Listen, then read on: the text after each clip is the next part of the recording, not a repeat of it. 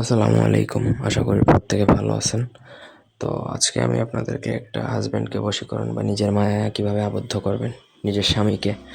ধরেন আপনার স্বামী আপনার কোনো কথা শোনে না, অবাধ্য, এমত অবস্থায় চাচ্ছেন নিজের স্বামীকে নিজের মায়ায় আপনার মায়া পড়ে থাকুক, সবসময় আপনার জন্য পাগল পারা হয়ে থাকুক।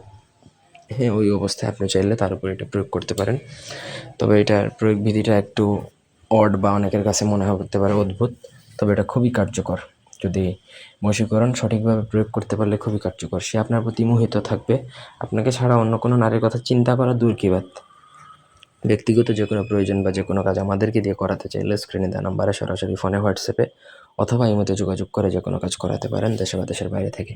এই নকশাটা আঁকতে হয় স্ত্রী নিজের পিঠে আঁকতে হবে, অর্থাৎ স্ত্রী নিজে করতে পারবে না, তাকে কেউ করে দিতে হবে।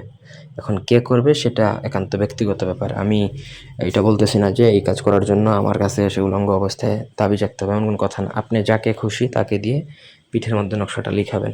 যে নকশাটা আমি দেখতে পাচ্ছেন স্ক্রিনে একজনের পিঠে এঁকে দিয়েছি। তো এখন কিভাবে লিখাবেন? কালি যেটা ব্যবহার করতে হবে সেটা হচ্ছে অরিজিনাল গোর্ছন এবং অরিজিনাল আম্বর, এই দুটা কালি একত্রে মিশিয়ে একটা কালি বানিয়ে তারপরে লিখতে হবে। পিঠে লিখবেন।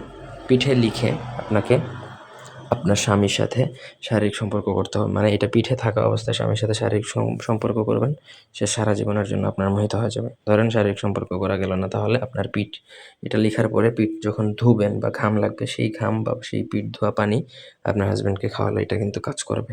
এক কথায় তার সাথে শারীরিক সম্পর্ক করতে পারেন, অথবা পিঠ ধোয়া পানিও যদি খাওয়াতে পারেন নকশা লিখার পরে, সেটাও কিন্তু 100% কাজ করবে। অথবা দুইটাই কাজ যদি করতে পারেন আরও ভালো।